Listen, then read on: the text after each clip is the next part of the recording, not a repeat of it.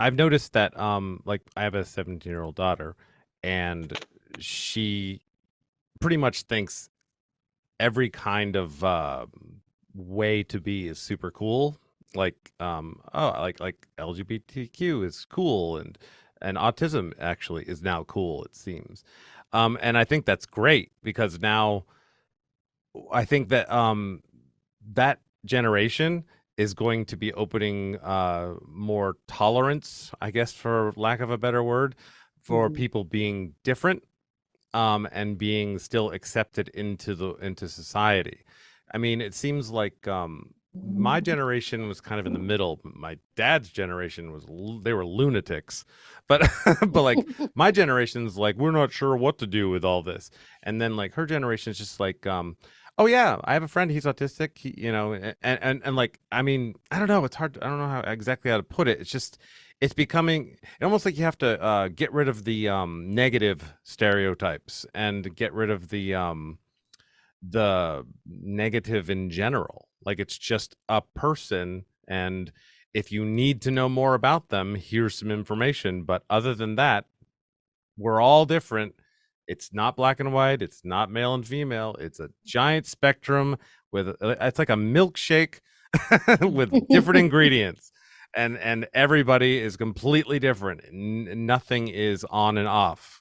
It's and that's what I think is one of the biggest problems right now with politics on that subject in so many ways is because you got two teams, and one team is just like no, there's only two genders. No, you're either smart or dumb.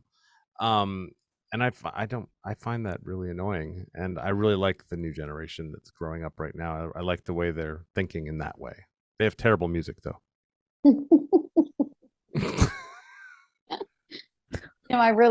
I like, and I think you're right, Jason, because there is more understanding of spectrum across many domains.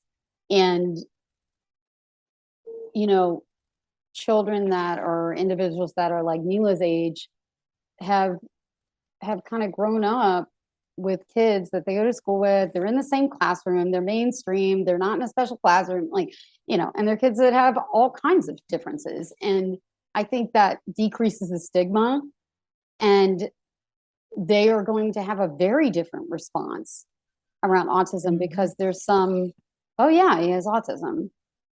Okay.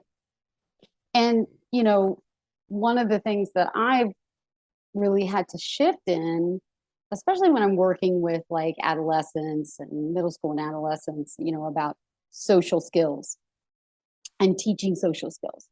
And, I've really reframed that.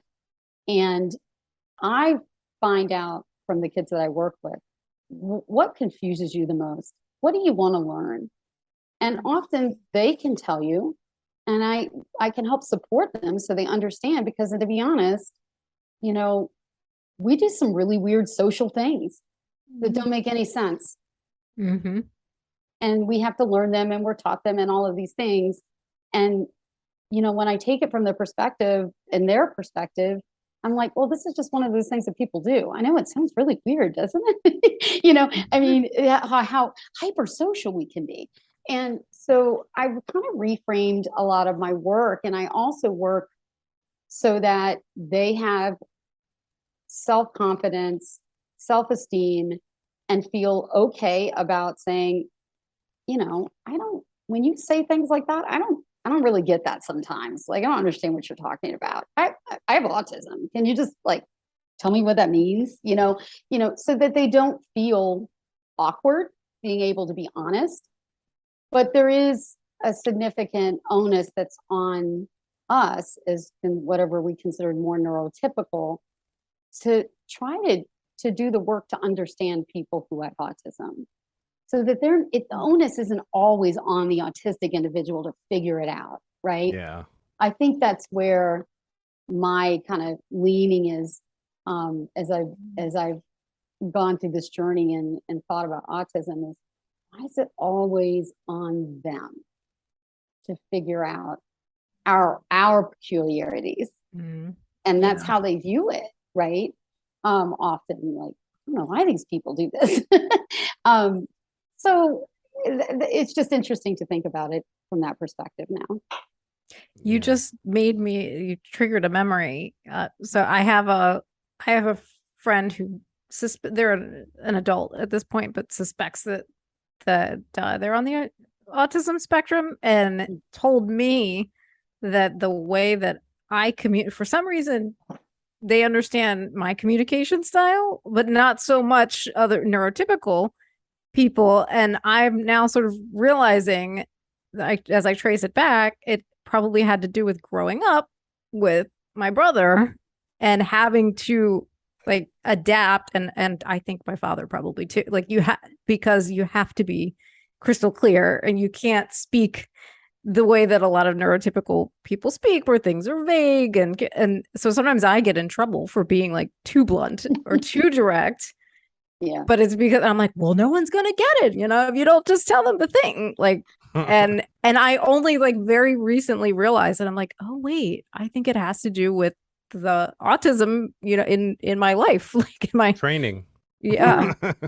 Yeah. You learned to adapt the way you communicate to support your brother because you love him. And Yeah. that's what we do, right? I mean, that makes a lot of sense. Yeah, because sometimes I would I'd be like, you can't say that like that. And, you had to be very, he'd tell the Very waitress, blunt. tell somebody, something. And I'm like, that is so rude. You cannot communicate like that. Like, you need to, make a different choice here. Right. But most people will not say that. Like most, or, it's like that is sort of socially out of bounds. Like, whoa. And I'm like, yeah, but if you don't tell somebody, that they're doing something, they're not going to know to shift or adapt. So I But think we what's should stop having interesting, social out of bounds. hey, well, Jason, you would be the person to say that. Love that. That just also made me think about, Rena, what you just said, that, that because you made adaptations so that you're pretty explicit, which can be perceived as blunt. yeah, I get in trouble in the corporate workplace. But other people view that as negative, right? Yeah. And it just is like, how can we get to a place where we don't make judgments or misperceive people and their intentions just because they have a very direct way of communication, which people with autism, the autistic people often do. They're blunt. If they think it, they say it. Why do we have to make a judgment about that, about who they are as a person? You know what I mean? That's just, it makes me think that way about it. I totally agree with you. Because if he says something that's like, is going to be hurtful, then I'll just let him know. I'll be like, hey, what you said that's probably going to be hurtful to somebody. Because I'm like, he might not know. He just might need somebody to say, this is how somebody else might be perceiving your behavior. And then he's very receptive to that. Right. But yeah, it's like, but being that direct, and I guess because I've done it for so long, I'm like, oh, well, this makes sense. Why waste time, with dancing around and all of these like fake pleasantries? Like, just say the thing that you mean, or the thing that you want. Yeah, I hear you. I think that what you were saying about we should also have the onus to work with trying to help autistic people. I think everyone should be doing that with everyone. And the reason why I say that is because, again, Mila, her generation thinks a period is a negative in a text. If I were to say, when are you coming home, period, with a period, I'm mad. I had no idea. Because they don't use punctuation when they're writing. As a matter of fact, they're so sensitive to text. They have little codes that they put at the end, like /S means sarcastic, /SR means serious. They have a bunch of those. Oh. So I had to learn those so that I wasn't like, while Mila was was somewhere. I mean, my first thought was, oh my God, chill out, it's a period.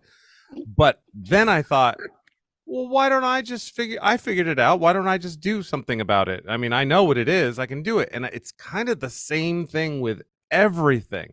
If you're stuck in your ways and you have the ability to make the change, that, like, for instance, learning someone's name instead of dead naming them, why not just say the real name, the name they want to? If they want to be called Superfly, call them Superfly. Just calm down. There's no why are you so stubborn with it? And I think if everybody did that, they're not going to. The generation needs to go and die, and the new generation, it's an evolution. It's not, some will change, some won't. But that's all there is to it. If you have the ability to recognize something and change it to make somebody else a little bit happier, just do it. It seems. Then you're I agree. describing a functional world, I guess, where humans respect each other and treat each other with kindness. And I don't have enough faith in humanity that like everybody's going to get there. Like there are obviously really great people that do, but Yeah. there's people in every generation that are stuck in makes me that angry. negative space. I guess I should be trying to be tolerant of those people that can't make those changes. There you go. That's a tough one. There you go.